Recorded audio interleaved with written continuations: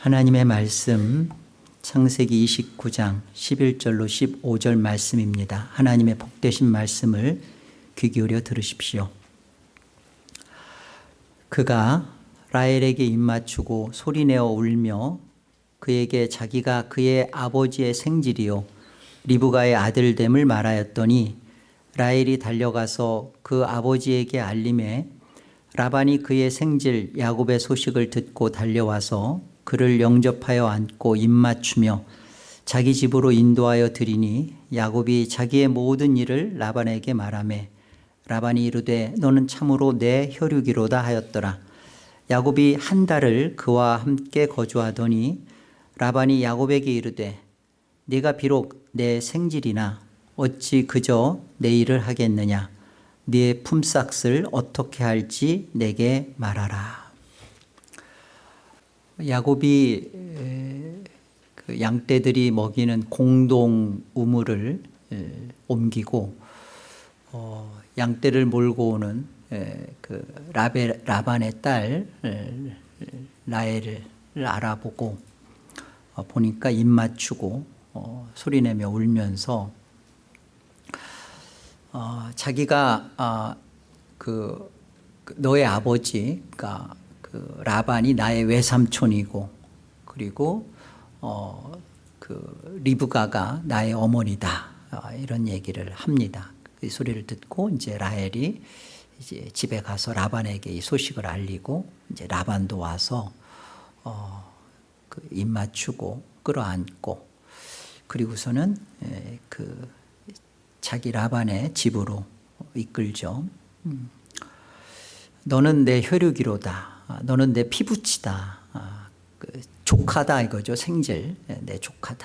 그리고서는 그 한 달간을 그 라반의 집에 함께 머뭅니다. 보통 고대 이 사회에서의 그 이렇게 대접하는 것은 보통 3일이었다고 그래요. 근데 한 달간을 넉넉한 대접을 받았습니다.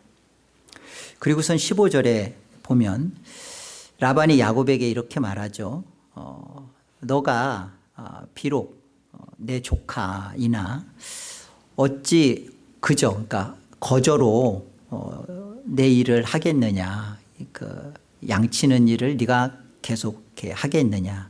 내 품삯을 어떻게 할지 내게 말하라. 그러니까 이 15절 말씀에서 우리가 유추하여서 알 수 있는 건 뭐냐면 이 라반이 내일이라고 말하는 이 양치는 일 지금 라헬도 하고 있잖아요. 그 고대 사회 이때는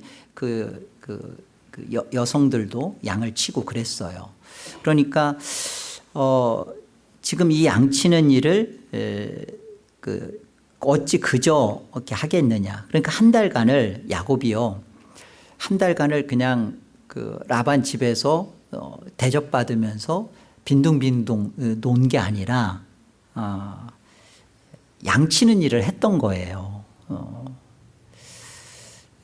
그것도 어떻게 했는가를 보면 지금 라반이 제안을 하잖아요. 이제 거저 그냥 무보수로 대가 없이 이렇게 일하지 않고 대가를 말해라. 내가 이제 한 달간 너를 가만히 지켜보니까 너 괜찮다. 너 참 성실하게 일하는구나. 너 정말 내 눈에 든다. 이런 겁니다. 라반이 보통 사람 아니에요. 우리가 뒤에서 계속 살펴보겠지만 굉장히 물질주의 사람입니다. 이 라반이 야곱이 탐났던 거예요. 그래서 품삯을 말하죠. 내 품삯을 어떻게 할지 말하라 라고 이게 말하는 것을 라반이 한 번만 한 게 아니라 30장 28절에도 가보면 또 라반이 이렇게 말해요. 네 품삯을 정하라. 내가 그것을 주리라. 계속 야곱에게 품삯을 제안하죠. 이 품삯이라는 말은 그 히브리 단어 사카르에서 유래된 단어예요. 이 단어가 어떤 말로 이 품삯이 똑같은 의미로 나타나냐면 여러분 그 이사갈이라는 그 이사갈 아세요? 이사갈 이름입니다. 힌트. 야곱의 12 아들 중에 한 사람 이름이에요. 한번 우리 가볼까요? 창세기 30장 가보세요.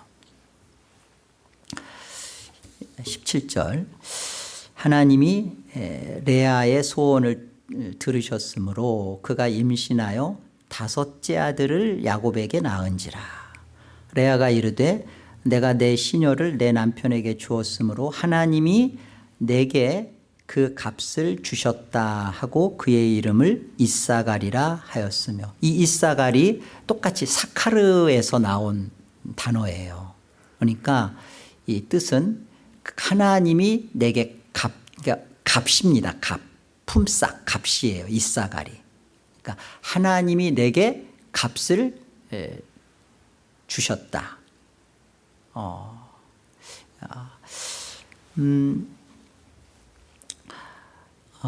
이 단어가 하나님이 값을 주셨다.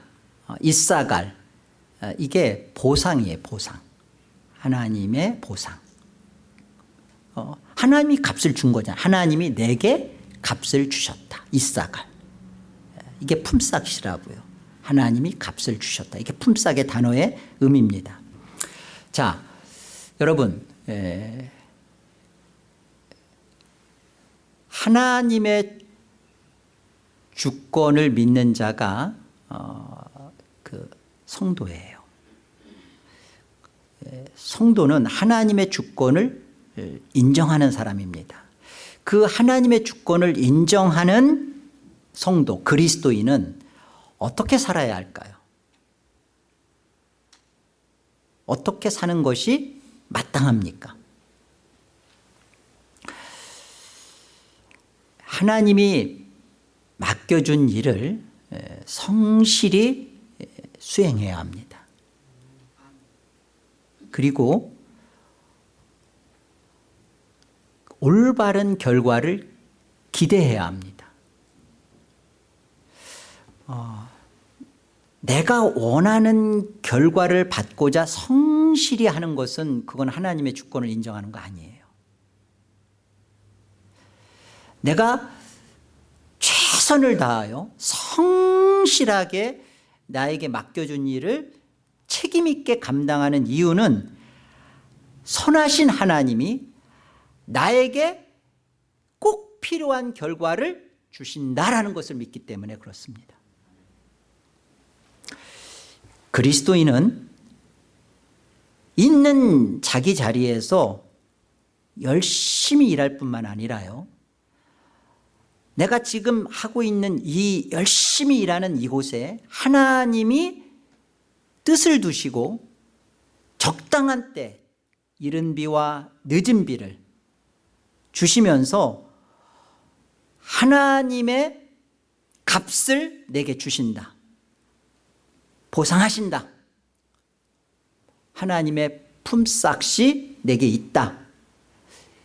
이것을 믿고 최선을 다하여서 감당하며 기도하며 살아가는 게 그리스도인이라고요. 성도라고요. 이런 질문을 여러분 이제 떠오르실 수 있을 거예요. 우리가 많은 사람들과 또 신앙생활을 하는 가운데 우리 안에 찾아오는 의문, 특별히 개혁신앙을 하는 가운데 찾아오는 의문이 이겁니다. 상급은 뭐고 보상은 뭔가? 상급과 보상의 차이는 뭔가? 지금 우리 품삯은 보상이라고 했습니다. 이사갈이라고 했어요. 하나님이 값을 주신다는 겁니다. 그렇다면 이제까지 우리가 많이 좀 들어왔던 상급과 보상의 차이는 뭐냐는 거예요. 상급은요, 그 초점이 구원에 맞춰져 있어요. 상급은 구원에 초점이 있습니다. 보상은 심판에 초점이 맞춰져 있어요. 그래서 천주교는 상급을 인정합니다. 기독교는 보상을 인정합니다. 뒤집어 말하면 기독교는 상급을 인정하지 않습니다. 보상을 인정합니다. 상급 개념이 뭐냐? 잘 보세요. 상급은 어디에 초점이 맞춰져 있다고요? 구원에. 그래서 상급은 하나님께서 반드시 구원해 주신다. 여기에 초점이 있어요. 그래서 천주교에서 맞춰져 있는 초점은 이렇기 때문에 어떻게 합니까? 어떤 사람들을 반드시 구원하신다라는 것을 인정하고 믿고 있는 거예요. 선행을 하는 사람들. 그래서 행위를 선하게, 그리고 그 안에서 선과 착함을 유지하고, 그것이 믿음 플러스 행위를 통한 이꼴 구원으로 천주교 교리가 갖고 있는 거예요. 그런데 여러분 생각해 보세요. 구원은, 우리가 받게 되는 구원은 100%입니다. 100% 하나님의 전적 은혜입니다. 그러니까 상급이 들어갈 틈이 없어요. 그런데 천주교는 상급을 인정하는 이유가 구원에 초점이 맞춰져 있기 때문에 거기를 인정하면서 그 상급이 주어지는 여부에 대하여 선행이 플러스가 자꾸 되는 거예요. 그런데 구원에 있어서 어떠한 행위도 보태지지 않습니다. 공로 보태지지 않습니다. 오직 공로는 예수 공로뿐이에요. 자, 그렇다면 상급 개념은 이런 거예요. 그렇다면 보상의 개념은 뭐라고 했어요? 어디에 초점이 맞춰져 있다고요? 심판에. 이 심판은 무슨 말이냐면 하나님께서 반드시 신원해 주신다는 겁니다. 신원이 뭐예요? 원수를 갚아준다는 거예요. 원수를. 그리고 내가 살아온 것에 대하여 반드시 하나님의 위로가 있다는 거예요. 하나님의 아심바가 되고 하나님이 그 일에 대하여 반드시 하나님의 안아주심, 하나님의 받아주심, 하나님의 위로가 있다라는 것이 보상이에요. 하나님을 얻게 되는 것이죠. 그래서 이 보상은 100% 하나님의 은혜로 구원을 받은 자, 그 은혜를 입은 자가 믿음으로 살아가는 것에 대한 결과예요. 인내하고 적극적으로 삶을 살아내고 그에 따른 수고와 희생과 헌신을 감당해내는 것, 그리고 그 결과로 주어지는 신원과 하나님의 갚아주시는 위로, 이게 상주심이라고요. 이걸 보상이라 그러는 겁니다. 우리 히브리서 11장 6절 잘 알죠? 믿음이 없이는 하나님을 기쁘시게 못하나니 있죠. 자, 이걸 제가 흠정역으로 소개하겠습니다. 히브리서 11장 6절을 우리 같이 한번 합독해 보겠습니다. 함께요. 그러나 믿음이 없이는 하나님을 기쁘시게 하지 못하나니 그분께 나아가는 자는 반드시 그분께서 계시는 것과 또 그분께서 부지런히 자신을 찾는 자들에게 보상해 주시는 분이심을 믿어야 하느니라. 아멘. 하나님의 보상을 바라며 추구하는 것, 그리고 이것이 히브리서 11장 6절에 하나님을 기쁘시게 하는 믿음이다 그래요. 아니 어떻게 보상을 바래? 아니 뭘 바라고 신앙해? 그거 좀 웃기지 않아? 그거 믿음 없는 거 아니에요. 이 보상이라는 것이 뭐냐? 보상이라는 것이 뭐냐를 분명히 알 때 성도는 인내합니다. 그리고 성도는 기도합니다. 그리고 성도는 헌신합니다. 보상이 뭔지를 모르고, 그리고 보상에 대해서 뭔지를 모르니까 나 보상을 상급으로 이해하면 큰일 나는 거예요. 보상, 하나님을 기쁘시게 하는 믿음이 보상이라고요. 이 보상을 가지고 있어야만 어떻게 해요?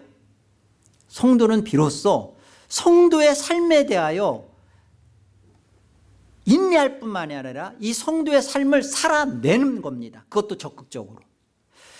왜 그럴까요? 왜 보상이 하나님을 기쁘시게 하는 믿음일까요? 하나님께서 공의적 심판을 이루시는 것에 대하여 그 일을 드러내고 그 일을 함께하기 때문에 그래요. 보상은 하나님의 신원이라고 했잖아요. 하나님의 심판, 공의로운 심판, 하나님의 공의로운 심판이 벌어지는 게 그게 보상이라고요. 여러분, 우리 로마서 16장 20절 가보겠습니다. 이런 게 보상이에요. 평강의 하나님께서 속히 사탄을 너희 발 아래에서 상하게 하시리라. 우리 주 예수의 은혜가 너희에게 있을지어다. 계시록 20장 14절.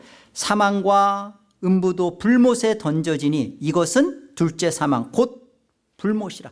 영원한 불못, 영원한 끝도 없는 그 심판. 어디에, 누구에게 벌어지는 거예요? 누구한테 이 일을 하시는 거예요? 사탄. 사망과 음부, 이것을 어디다 집어던지는 겁니까? 둘째 사망, 영원한 불못에다가 집어넣는 거죠. 이 사탄의 멸망을 보게 되는 것, 이것이 성도의 신원이 이루어지는 거예요.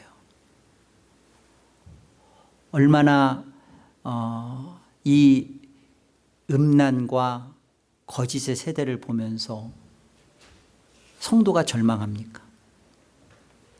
이 반역과 이 배교의 가치관을 보면서 성도가 얼마나 가슴을 쓸어내립니까? 이 변질된 이 사고방식과 잘못된 교육관과 완전히 뒤틀려 버리진 역창조된 이 세계 속에서 살아가는 저와 또 자녀들을 보면서 이런 불순종의 영과 공중권세 잡은 자의 이 끊임없는 세상에 타협시키는 이런 모든 것들에 대하여 끓어오르는 분노를 하나님이 보상해 주신다고. 어떻게 해요? 이 사탄을 영원히 심판하시고 속히 그들을 박살내실 것을, 완전히 영원한 곳에 참여시킬 것에 대하여 하나님이 하신다라는 것에 대하여, 공의적 그 심판이 이루어지는 것에 대하여 하나님의 갚아주신 보상이 있다고요. 이스라엘 백성들이 출애굽해서 나올 때 그 후미를 아주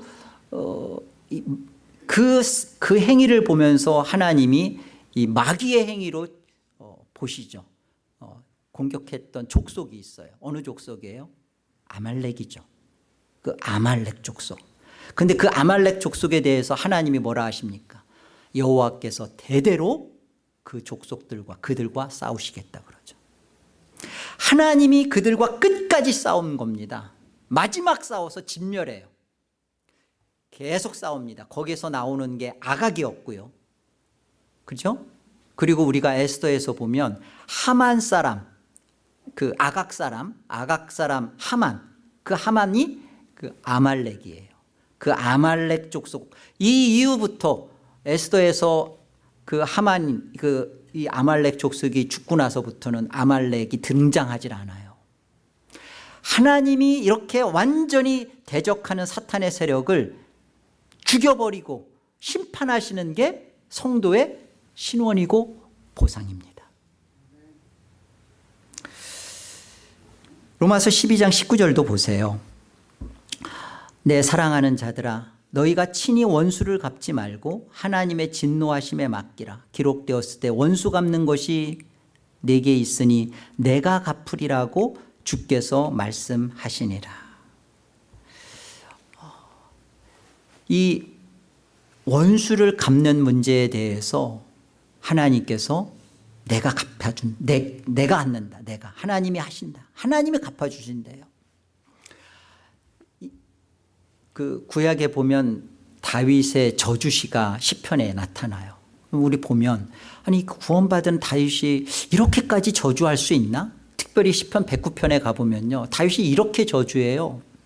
하나님, 저 악인의 자녀는 고아가 되게 해주시고 그의 아내는 과부가 되게 해주시고, 진짜 어떻게 해도 이렇게, 그리고 그 자녀는 평생을 빌어먹게 해주시고 어느 누구도 그 고아 같은 자녀에게 그 은혜를 베풀지 못하게 해주시고, 그리고 그 재산이 혹시 고아에게 재산이 있으면 그거 다 탈취당하게 해주시고, 그리고 그의 자손은 하나님 끊어지게 해주시고, 그리고 그 후대의 자손들의 이름은 아예 지워버려 주시고, 여호와께서 철저하게 저들을 저주해 주십시오. 이렇게 다윗이 시편 109편에 이렇게 저주합니다.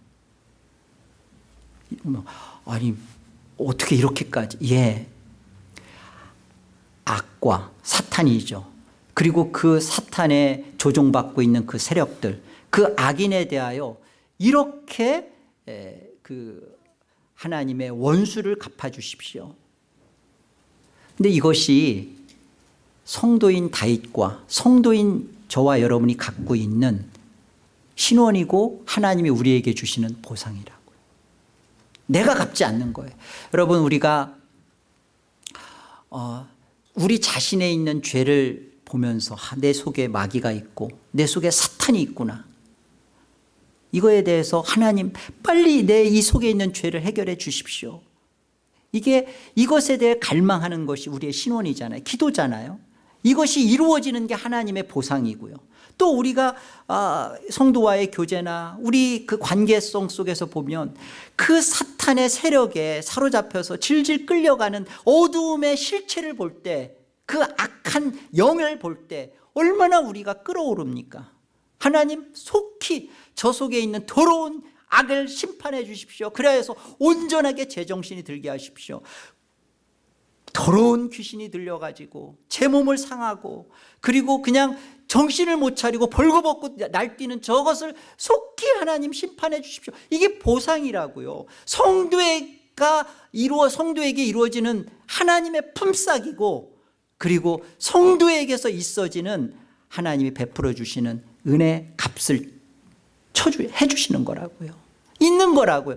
성도 여러분, 우리가 성도로서 살아가는 것은, 그리스도인으로 살아가는 것은 이 하나님의 보상을 알기 때문에 그래요. 마라나타, 주 예수여 어서 오십시오. 왜 이렇게 예수 그리스도의 오심을 우리가 대망하죠? 왜 이렇게 바라죠? 하나님의 신원, 하나님의 보응을 우리가 바라기 때문에 그래요. 하나님께서 각 사람에게 그 행한 대로 보응하시되, 참고 선을 행하며 영광과 존귀와 썩지 아니함을 구하는 자에게는 영생으로 하시고, 당을 지어 진노를 따르지 않고 불의를 따르는 자에게는 진노와 분노로 하시리니, 악을 행하는 자에게는 심판으로, 선을 행하는 자에게는 영광과 존귀와 평강이 있으리니. 로마서 2장 말씀입니다.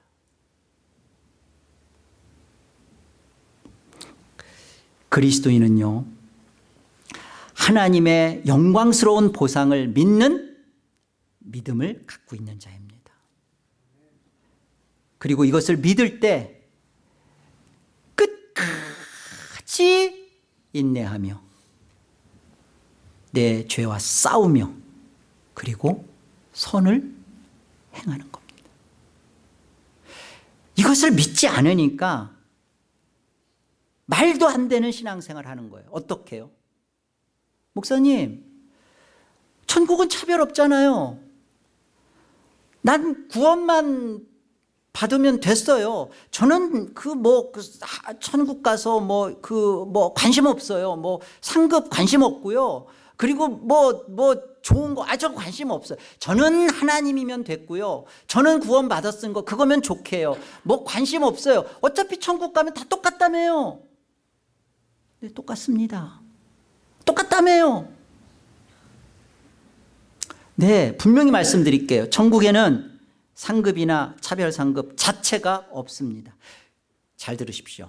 그러나 칭의를 받은 야곱이 어디에서 칭의 받았어요? 베델 사건에서 칭의 받았잖아요. 칭의를 받은 야곱이 이 품삯을 통해서 이 품삯으로 회심하며 성화를 이루어 갑니다. 그렇다면 기억하세요. 구원은 칭의만이 구원이 아니에요. 성화가 이루어져 가는 게 구원입니다. 나는 예수 믿고 나는 천국 가기로 그 믿음이 가졌으니까 나는 이제 이 땅에서 이 풍진 세상 할 때마다 꼭 그분 이름이 떠오르긴 하는데, 하여튼 이 풍진 세상 어떻게 살더라도 그냥 저는 견디다가 그냥 모르겠어요. 그냥 살다가 예배나 잘하고 있다가 그냥 가면 되지. 뭘 더 바래요? 제가 바랄 게 이 나이에 뭘 더 바라겠어요? 그러면서 하나님 앞에 그 하나님의 뜻에도 관심 없고요. 그리고 그 하나님 나라에 자신의 삶을 내놓는 것에도 관심 없고요. 그렇기 때문에 그 사람에게는 거룩이 일어나지 않습니다. 성화가 나타나지 않습니다. 성화 없는 칭의 없습니다. 칭의는 성화를 출발시킵니다. 성화가 되어지지 않는다면 그 사람은 칭의가 없었던 겁니다. 기억하십시오. 창세기 31장 41절에 보면요,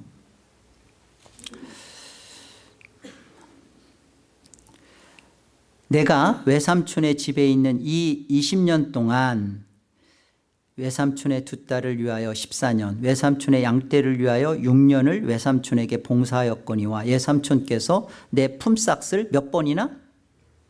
여러분, 이 10번이라는 것은 손가락으로 꼽아서 10번이 아니라 수도 없이라는 뜻이에요.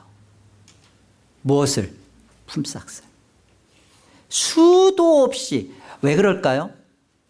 야곱이 어떤 사람이었어요? 수도 없이 지금 라반이 품삯을 속여요. 바꿔요. 야곱은 하나님의 은혜로 복을 받은 인생이고요. 야곱의 인생에서도 야곱은 일관성 있게 복을 추구합니다. 그리고 야곱은 그 일관성 있게 추구한 내용대로 복을 받아요. 이 일관성 있는 야곱의 인생 속에 일관성 있게 가지고 있는 문제는 뭐냐면 속이는 문제예요. 거짓말하는 거. 이 속이는 이 못된 습성, 본성을 속임을 당하면서 회심하고 속임을 당하면서 거기서 성화가 이루어진다고요.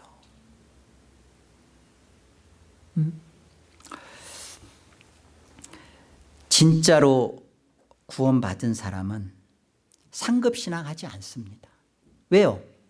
그 구원은 내가 무엇을 해서 받게 된 구원이 아니기 때문에 상급 관심 없어요. 아니, 관심 없는 게 아니라 상급 자체가 없어요. 그러면 진짜로 구원받은 사람은 어떻게 신앙하는 것이 마땅한 겁니까? 성경이 말하는 대로 하나님이 일방적으로 구원한 그 인생은 하나님의 보상신앙을 하는 것이 마땅합니다. 믿음이 없이는 하나님을 기쁘시게 못하나니 하나님께 나아가는 자는 반드시 그가 살아계신 것과 그가 보상하시는 분임을 믿어야 할지니라.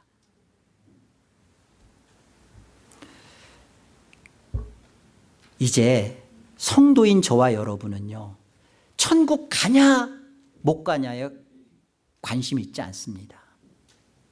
자꾸 누군가 저한테 물어요. 목사님, 그럼 저는 천국 가요 못 가요? 제가 그걸 어떻게 알아요? 알아도 말 못해요. 기도할 때 그런 마음은 들어요. 하나님, 이 사람 그런 마음은 있어요. 그러나 그거는 하나님만 아세요. 천국 가냐 못 가냐에 진짜 구원받은 사람 여기에 관심 도통 없습니다. 진짜 구원받은 사람은 하나님의 뜻과 하나님의 나라에 내가 참여되고 있는지 여부에 관심이 있습니다. 나는 하나님의 뜻에 그 뜻이 내 안에 지금 이루어지는 것에 대하여 그것에 대해서 기도하고 있고 그것에 대해서 내 생각을 포커스를 맞추고 있고 하나님 나라의 그 영광이 내 안에서 의와 희락과 평강으로 나타나지는 것에 대하여 나는 거기에 집중한다고요. 이것이 진짜 구원받은 사람이 하고 있는 바른 신앙이에요. 마태복음 20장을 보세요. 마태복음 20장. 이 하나님 뜻과 하나님 나라에 대한 관심 있는 자가 들어야 할 하나님 나라에 대한 비유의 말씀입니다. 1절 보세요.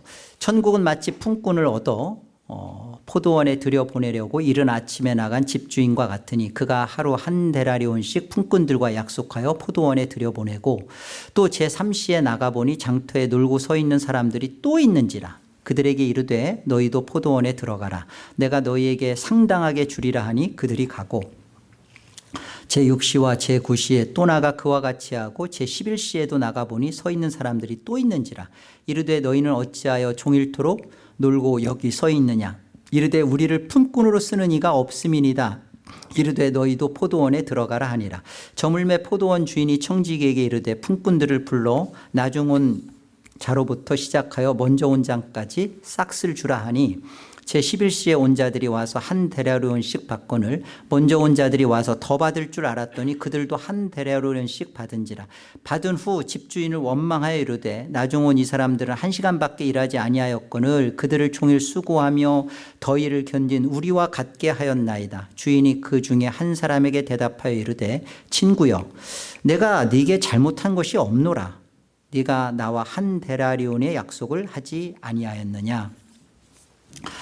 내 것이나 가지고 가라. 나중 온 이 사람들에게 너와 같이 주는 것이 내 뜻이니라. 내 것을 가지고 내 뜻대로 할 것이 아니냐.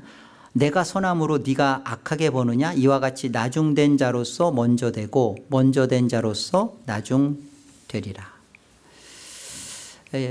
이 비유는 포도원 품꾼 비유는요 하나님 나라의 비유예요. 이 포도원에 들어간다는 문제는 하나님 나라에 들어가는 것을 말씀하시는 겁니다. 이 비유의 핵심은 이 차등 상급을 가지고 있는 자에 대한 그들에게 주는 부끄러움의 메시지예요. 하나님 나라에 들어가는 것은 100% 은혜라는 것을 설명해 줍니다. 여기 보면 제3시는 오전 9시예요. 그리고 6시, 12시죠. 9시, 3시죠. 오후 3시죠. 11시, 오후 5시예요. 6시면 그 하루 노동 계약이 마무리되는 시간입니다. 주인이 아침 오전 9시에 가서 이렇게 품꾼을 드립니다. 약속하죠. 한 달에 오면 주겠다고. 그리고 또 그 정오에 갔는데도 거기에 또 그 사람 드렸죠. 3시에도 드렸고 5시에도 갔는데 여전히 그래서 왜 이렇게 놀고 서 있냐 했더니 우리를 드리는 자가 없어서 이렇습니다. 그래? 너 들어가라. 내가 상당한 값을 주겠다. 그리고서는 이제 나중에 계산을 할 때 나중에 들어온 사람부터 한 달의 은혜를 준다. 근데 아침에 9시서부터 일했던 사람 눈에는 저 사람 한 달의 은혜를 줬을 때는 계산이 이제 막 돌아가는 거죠. 나는 몇 달의 은혜를 더 받겠거니. 그러면서 한 달의 은혜를 받자 원망하고 따지고 어떻게 이렇게 나는 아침 오전 9시서부터 이렇게 종일 수고하고 떼약볕에서 이렇게 견디고 인내하고 했는데 어떻게 값을 똑같이 주냐. 그런 거죠. 여러분, 이 메시지에서 하나님 나라에 들어가는 것이 100% 은혜였어요.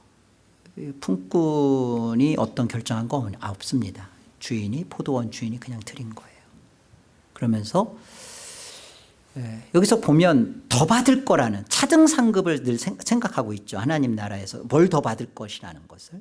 그런데 이 메시지는 그런 거예요. 그럼 구원받은 자가, 하나님 나라에 들어간 자가 무엇에 집중하며 어떻게 사는 것이어야 되었던 거냐, 어떻게 사는 것이 합당한 것이었느냐. 이 핵심은 한 데나리온의 품삯을 어떻게 이해하느냐에 달려 있어요. 자, 한 데나리온의 품삯은 뭘까요? 이건 구원의 은혜입니다. 똑같잖아요. 한 데나리온. 네가 일찍 들어왔든 늦게 들어왔든 그 사도 바울처럼 살아도 한 데나리온, 그 다음에 한편 강도도 한 데나리온. 맞아요. 똑같아요. 그렇죠? 이 말씀이 우리가 로마서 4장에 가보면 이를 아니할지라도 경건하지 아니한 자를 의롭다 하시는 이것을 믿는 자에게 똑같잖아요. 일을 안 했잖아요. 아침에 했던 1시간. 사실은 바울이든 한편 강도든 구원의 은혜는 같아요. 이것에 대해 한 데나리온의 품삯을 구원의 은혜에 대해서는 이렇게 같은 것으로 이해하지 못하고 차등으로 이해하면 문제가 발생하는 거죠. 먼저 들어간 자의 그러면 한 데나리온 똑같은 품삯인데 먼저 들어간 자, 포도원에 들어간 자의 그 품삯, 한 데나리온의 품삯의 의미는 뭘까요? 구원의 즐거움이에요. 그리고 그것이 하나님이 주시는 보상이라고요. 어떤 보상이에요? 지금 먼저 들어간 사람은 이렇게 불평하죠. 아니, 내가 저 사람보다 늦게 들어온 사람보다 더 일찍 들어와가지고 이렇게 수고하고 애쓰고 견뎠는데 왜 값이 똑같습니까? 아니에요. 절대 그렇지 않습니다. 왜 그렇죠? 여러분, 어차피 이 아침에 들어갈 사람은, 이 구원의 은혜를 받은 사람은요, 일방적인 하나님의 은혜로 들어간 거예요. 들어가서 어땠어요? 오늘 내가 이 수고함에 대하여 저녁에 집에 돌아갔을 때 그 값을 가지고 내가 고기 사가지고 가서 우리 식구들 먹일 수 있겠다.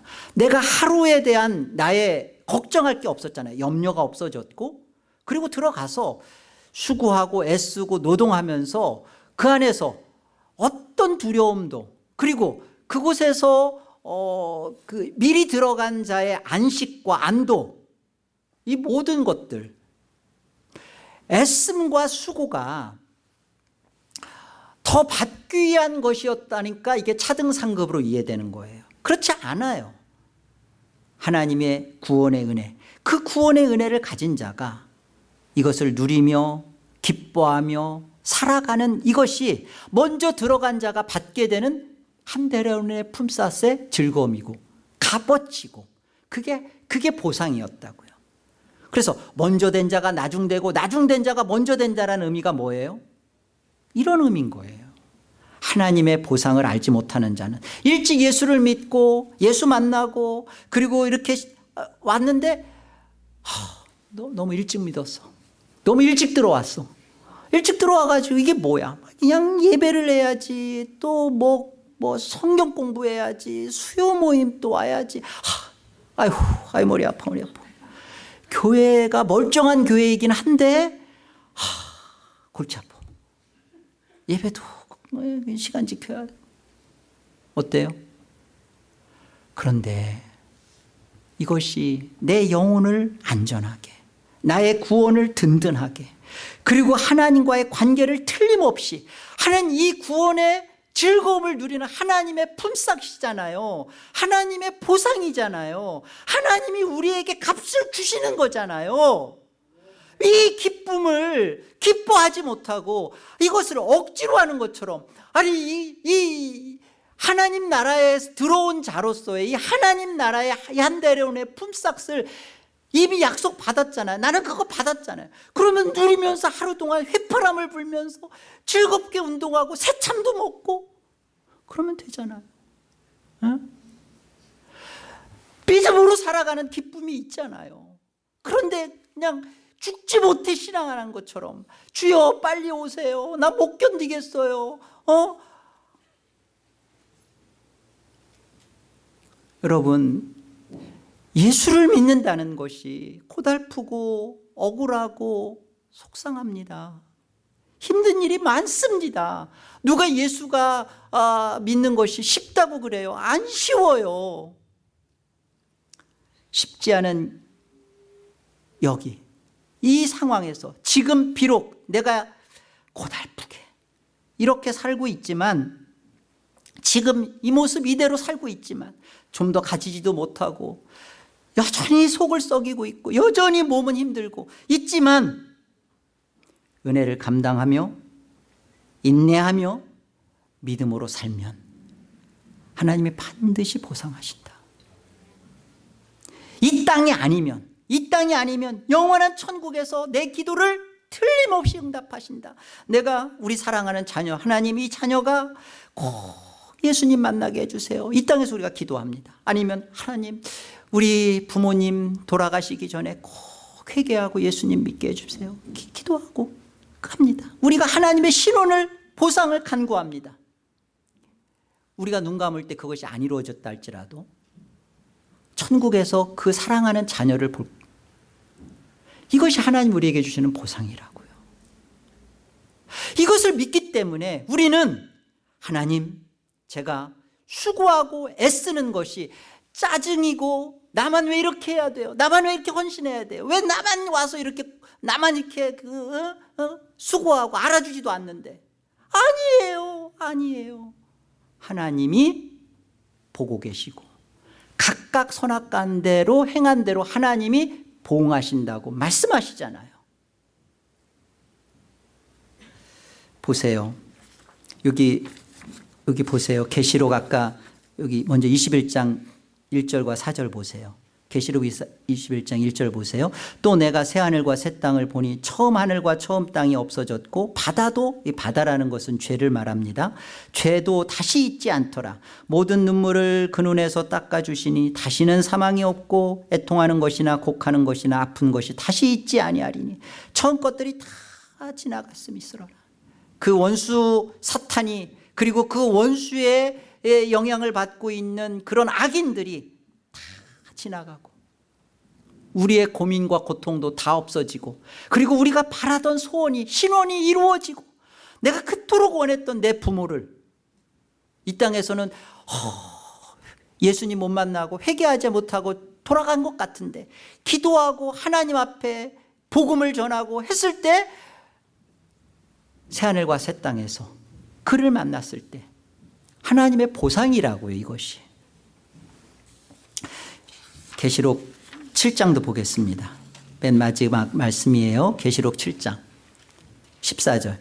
내가 말하기를 내 주여 당신이 아시나이다 하니 그가 나에게 이르되 이는 큰 환난에서 나오는 자들인데, 여러분 이 큰 환난이 막 박해받고 막 전쟁 터지고 하는 것만이 아닙니다. 내 속에 밤마다 때마다 시때마다 이 녀석 빨리 예수 믿어야 되는데 어떡하나, 지옥 가면 어떡하나, 이 마음의 쓰라림과 안절부절함과 이런 환난에서 나오는 자들인데, 그들이 누구예요? 그런 이 마음의 이 신원을 갖고 있는 자들인데 그들이 누구예요? 어린 양의 피에 그 옷을 씻어 희게 된 자들이죠. 그러므로 그들이 하나님의 보좌 앞에 있고 또 그의 성전에서 밤낮 하나님을 섬김에 보좌에 앉으시니가 그들을 위해 장막을 치시리니 그들이 다시는 줄이지도 아니하며 목마르지도 아니하고 해나 아무 뜨거운 기운에 상하지도 아니하리니 이는 보좌 가운데 계신 어린 양이 그들의 목자가 되사 생명수 샘으로 인도하시고 하나님께서 그들의 눈에서 모든 눈물을 씻어 주실 것입니다. 상급을 운운하면서 구원받았다고 하고 안주하고 게으르고 될 대로 되라, 나는 하나님이 하나 안 주어도 된다, 그런 말도 안 되는 그런 신앙생활 하는 그런 상급도 없는 것에 대하여 괜히 뭐 상급이 관심 없느니 어쩌니 그런 게 아니라 성경이 말하고 있는 대로 보상은요, 내가 하나님을 사랑하고 하나님을 믿으며 그러기에 믿음으로 감당하면서 남모르게 흐르던 그 어떤 누구도 알지 못하는, 그러나 그 흘렀던 그 눈물을 주님이 아시고 주님이 그 눈물을 닦아주신다. 보상입니다. 이게 이사갈이에요. 이게 품삯입니다.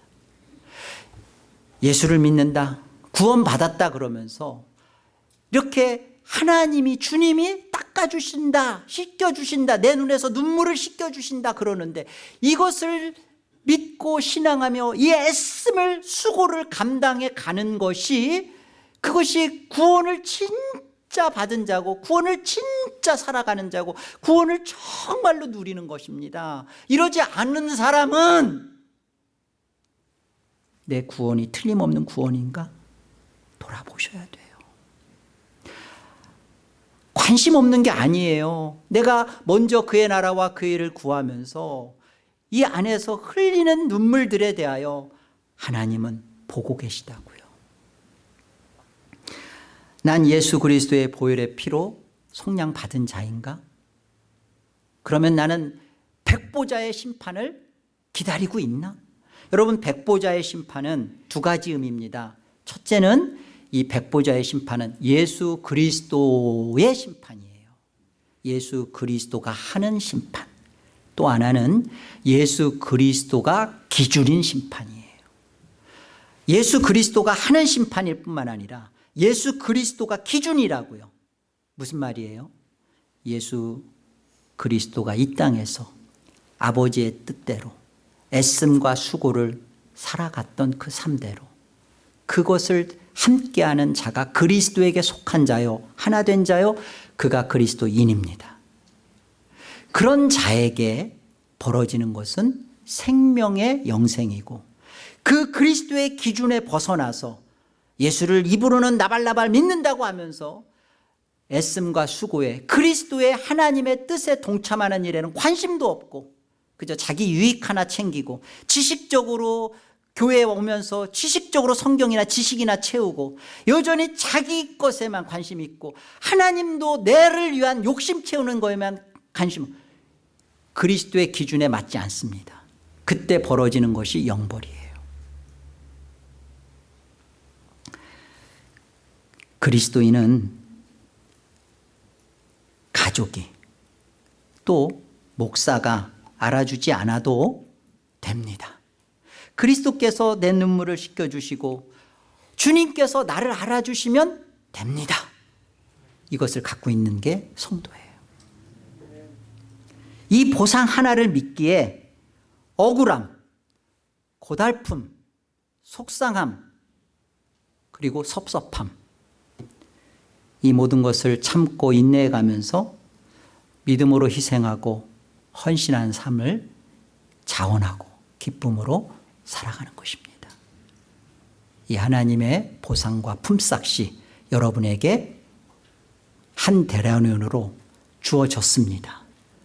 그리고 그 주어진 한 데나리온의 품삯의 의미를 가지고 견디고 수고하고 살아가는 것이 하나님이 보실 때 기대하시는 거예요. 잘 그 품삯 이미 약속받았으니까 그 구원의 즐거움 누려라, 맛봐라. 이 세상에서 그 한 데나리온의 그 값을 누려라. 그리고 그것을 누려갈 때 마라나타, 주님 오실 때 우리는 그 주님의 품에 기쁨으로 달려갈 것입니다. 이 복된 성도이시기를 주님의 이름으로 축복드립니다.